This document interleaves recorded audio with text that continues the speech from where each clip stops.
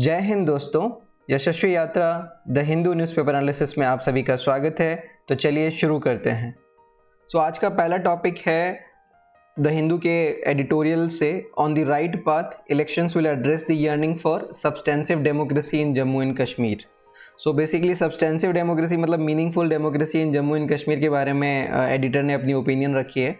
तो इसके अंदर recently election commission of India ने अनाउंस किया है जम्मू एंड कश्मीर में इलेक्शंस का डेट, और इलेक्शन 3 फेजेस के अंदर होगा 18 सितंबर से 1 अक्टूबर में।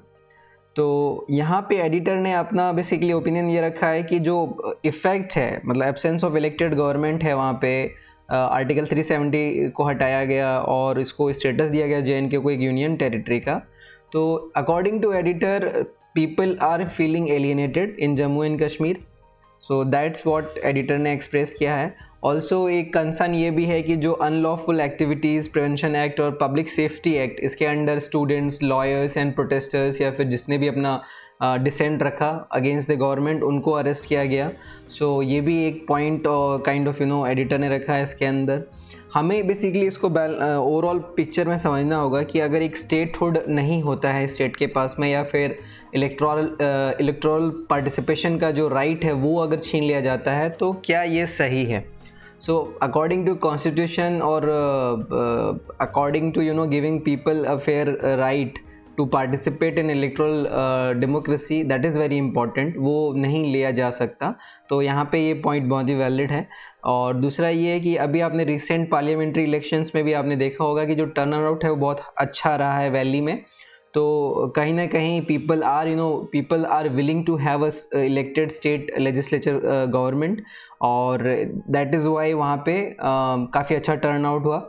दूसरा, लास्ट जो इलेक्शन असेंबली पोल्स हुए थे जम्मू एंड कश्मीर में, वो 2014 डिकेड बैक हुआ था, ठीक है, जिसमें बीजेपी और PDP का कोलिशन गवर्नमेंट बना था, and that coalition didn't work out. और उसके बाद में जम्मू एंड कश्मीर से बेसिकली लद्दाख को कार्व आउट किया गया और उसको एक सेपरेट UT बनाया गया 2019 में। तो Jammu and Kashmir basically central rule के अंडर है 2018 से, जून 19 से। और जब कोलिशन गवर्नमेंट गिर गया, बेसिकली जो बीजेपी गवर्नमेंट का महबूबा मुफ्ती जी की जो पीपल्स डेमोक्रेटिक पार्टी है, उनके साथ में कोलिशन गवर्नमेंट था, तो वो बेसिकली टूटने के बाद में Jammu and Kashmir reorganisation act आया था 2019 में, और जम्मू एंड लद्दाख जो बेसिकली है वो 2 सेपरेट UTs बन गए बेसिकली 2019 में, और आर्टिकल 370 हटा लिया गया था, ठीक है। और इसलिए असेंबली पोल कहीं ना कहीं हुआ नहीं उसके बाद से वहाँ पे। लास्ट ईयर दिसंबर में सुप्रीम कोर्ट ने डायरेक्ट किया था सेंटर को to conclude the election in Jammu and Kashmir by September 30th, और इसी की वजह से इलेक्शन कमीशन ऑफ इंडिया ने अभी रिसेंटली अनाउंस कर दिया है elections in Jammu and Kashmir. So that is whole about the elections in upcoming elections in Jammu and Kashmir. Why it is important, ये हमें समझना होगा कि ये पूरा एपिसोड इम्पॉर्टेंट क्यों है। तो पहला चीज़ ये है कि elections in Jammu and Kashmir after seeing everything, जहाँ पे स्टेट टूट गया, UT बना, और लद्दाख को कार्व आउट किया गया, आर्टिकल 370 हटाया गया, तो कहीं ना कहीं ये हमारे डेमोक्रेटिक इंस्टीट्यूशंस को टेस्ट करेगा ये इलेक्शन। तो इलेक्शन कमीशन ऑफ इंडिया के लिए बहुत ही ह्यूज चैलेंज रहेगा इसके अंदर। और दूसरा है कि having an elected government in Jammu and Kashmir will be the first step to a durable political process, because एक political government, elected political government होने से कहीं ना कहीं people feel that they have a voice।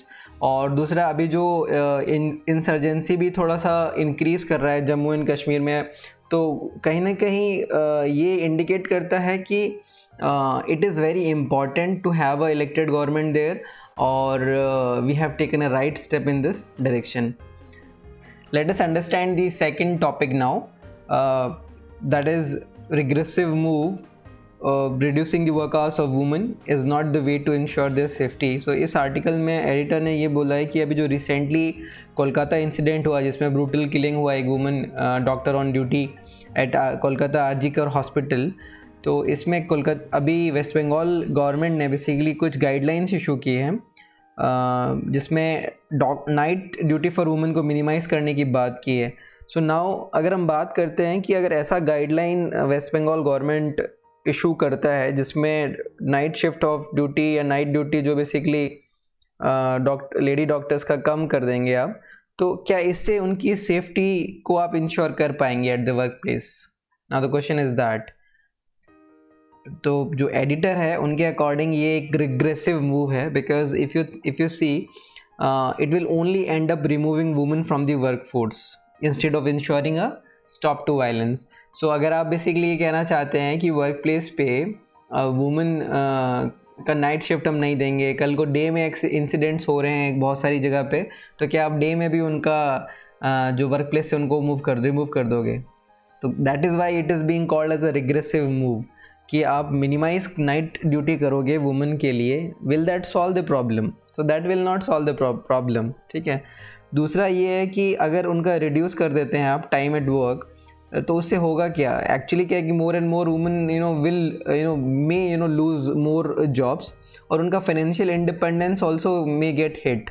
तो ये solution basically is not a very good और welcome solution by the government of West Bengal. और उन्होंने अदर गाइडलाइन जो इशू किया है जिसमें helper of the night include, जिसको रात्रि साथी उन्होंने बोला है, include the call for separate rest rooms, toilet for women, creating safe Jones with CCTVs, special mobile phone app, इन सब की बात की है। नाउ द क्वेश्चन इज़ कि क्या ये जो गाइडलाइंस हैं ये पहले से पहले से ही इम्प्लीमेंटेड नहीं होना चाहिए था? ठीक है, इसमें ऐसा क्या है जो बेसिकली बहुत नया है अभी इस केस में और बहुत ही कुछ रॉबस्ट वे लेके आया है government of West Bengal? So that is the question. That is why this move of calling for minimizing night duty for women is regressive in fact. Now let us understand some facts कि labour force जो participation rate है women worker का, urban women का, वो basically बहुत ही लो है, इतना high नहीं है, ठीक है ना। दैट इज़ अराउंड 25% जो अप्रैल जून का डेटा है, और जो पीरियोडिक लेबर फोर्स सर्वे का क्वार्टरली बुलेटिन आता है उसके बेसिस पे। सो ऑलरेडी जब हमारा labour force participation in urban women is low, then calling for end of night shift or minimizing night shift is indeed not welcome step. Number 2, जो national crime record bureau जो है उनका जो annual report आता है उसके हिसाब से देखा जाए तो 4.45 lakh, that is almost 4.5 lakhs cases of crimes against women were registered, ठीक है। तो दैट मीन्स कि that is equivalent to nearly 51 FIRs every hour, ठीक है।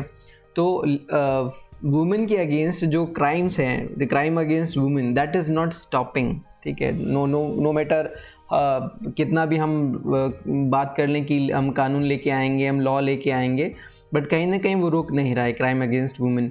आप निर्भया इंसिडेंट की बात करें, 2012 में जो दिल्ली में इंसिडेंट हुआ था निर्भया, उसमें हमने हार्शर पनिशमेंट की बात की थी, लॉस की बात की थी और बहुत कुछ किया था, ठीक है। बहुत सारे प्रोटेस्ट हुए थे, बट क्या क्राइम अगेंस्ट वुमेन स्टॉप हो गया है? The question is that, and the answer is no. I mean हम लोग हार्शर पनिशमेंट लेके आए, स्ट्रिंजेंट लॉज लेके आए, बट उनका इफेक्टिव इम्प्लीमेंटेशन हो रहा है क्या?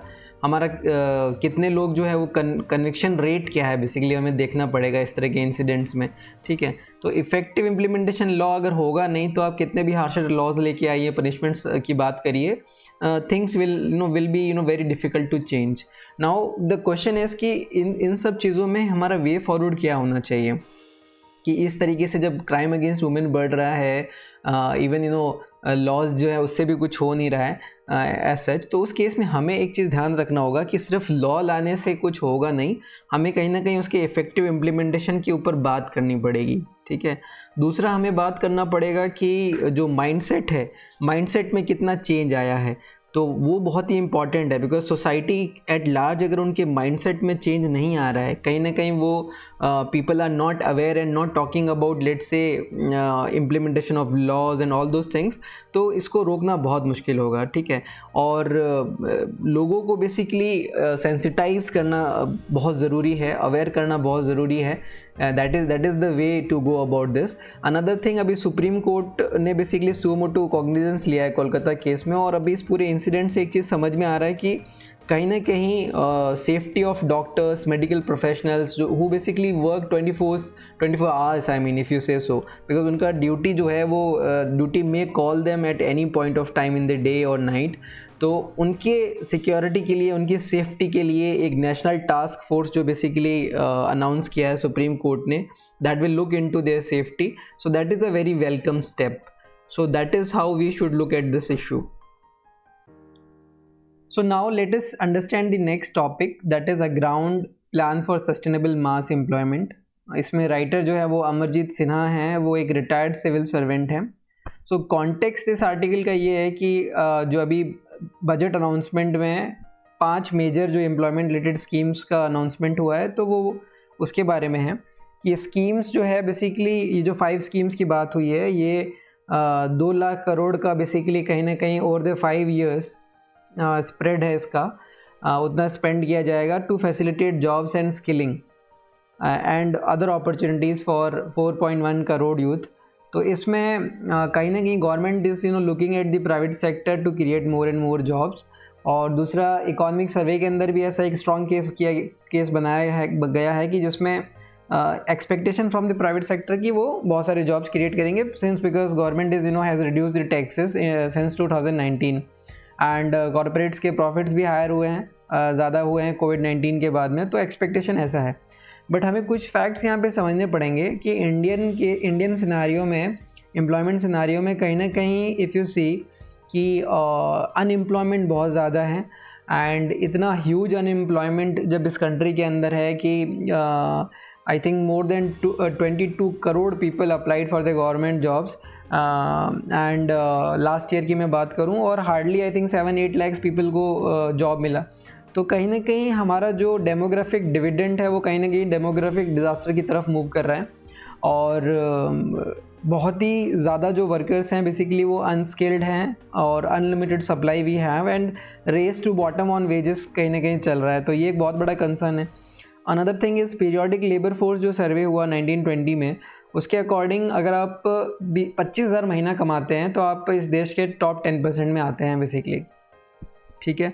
नेक्स्ट, जो शॉर्ट ड्यूरेशन स्किल प्रोग्राम्स हैं बेसिकली, उनका जो जॉब या फिर एम्प्लॉयबिलिटी या फिर एम्प्लॉयमेंट जो मिलता है उससे, वो कहीं ना कहीं बहुत लॉन्ग टर्म प्लेसमेंट्स नहीं मिलते हैं।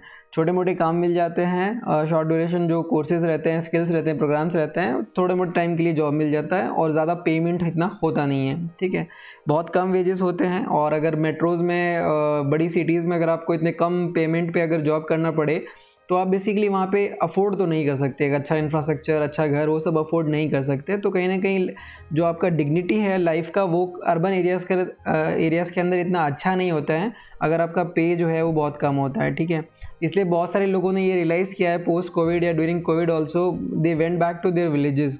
वो अपने गांव में हैं, वहीं पे रह रहे हैं, अपना खेती बाड़ी कर रहे हैं और अपना जीवन यापन कर रहे हैं। बिकॉज जो अर्बन एरियाज़ है वहाँ पे लो इनकम के साथ में you can not afford to have a dignified life.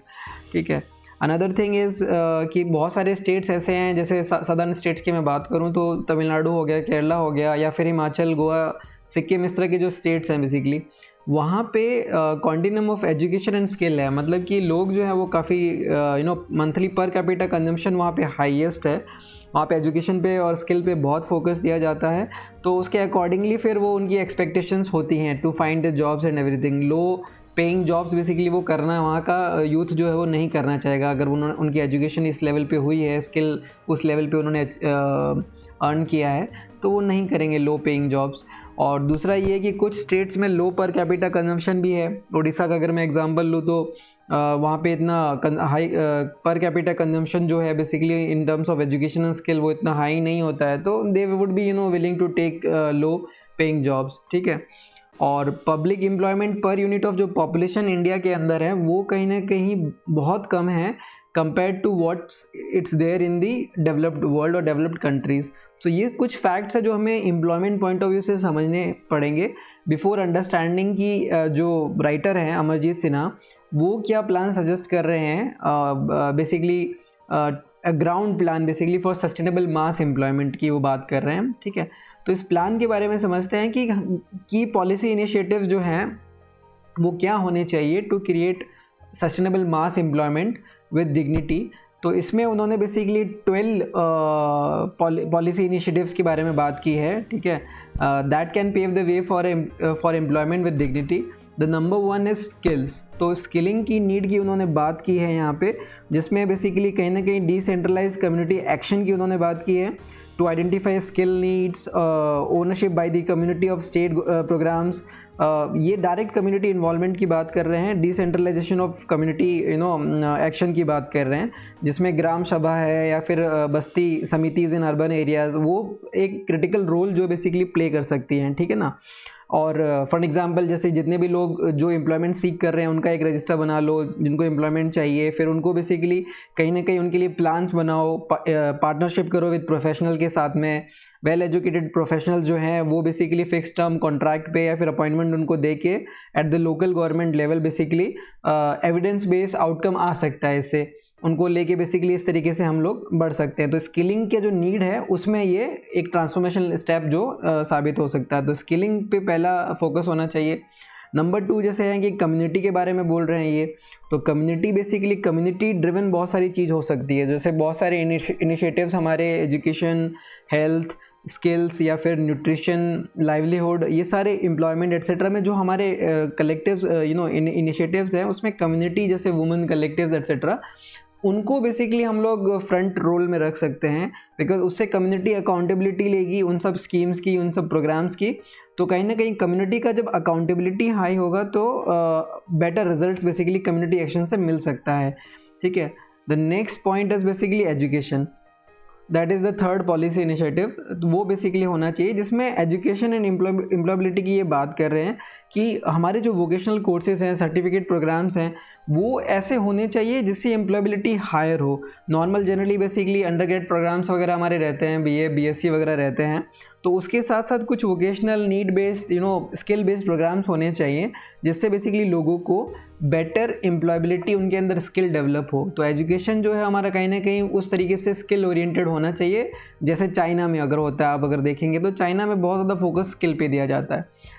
Number 4 जो बेसिकली पॉलिसी इनिशिएटिव है वो हेल्थ केयर कोर्सेज के स्टैंडर्डाइजेशन की बात कर रहे हैं।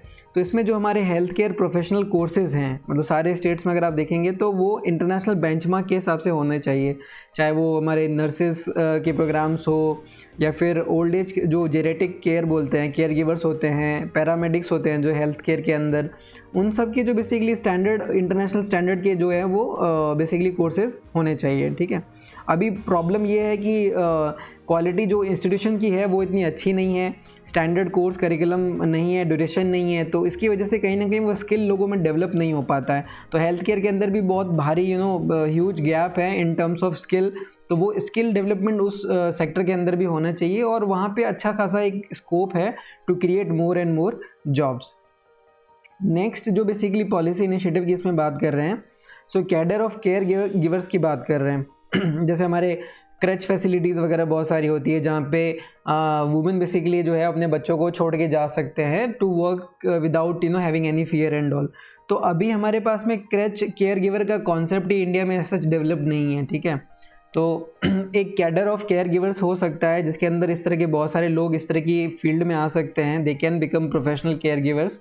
और बहुत सारी वुमेन जो है because of their kids and all जो घर पे रहते हैं वो एम्प्लॉयमेंट नहीं लेती हैं, दे चूज़ उनके बच्चों का देखभाल करना then going to field, because बच्चों की देखभाल करने के लिए कोई है नहीं घर पे। तो उस केस में इस तरह का एक कैडर बन सकता है केयर गिवर्स का, और ये वुमेन भी एम्प्लॉय हो सकती है जो घर पे है, और एक अनदर कैडर भी बन जाएगा केयर गिवर का जो बेसिकली एम्प्लॉयमेंट से बेनिफिट रीप कर सकते हैं।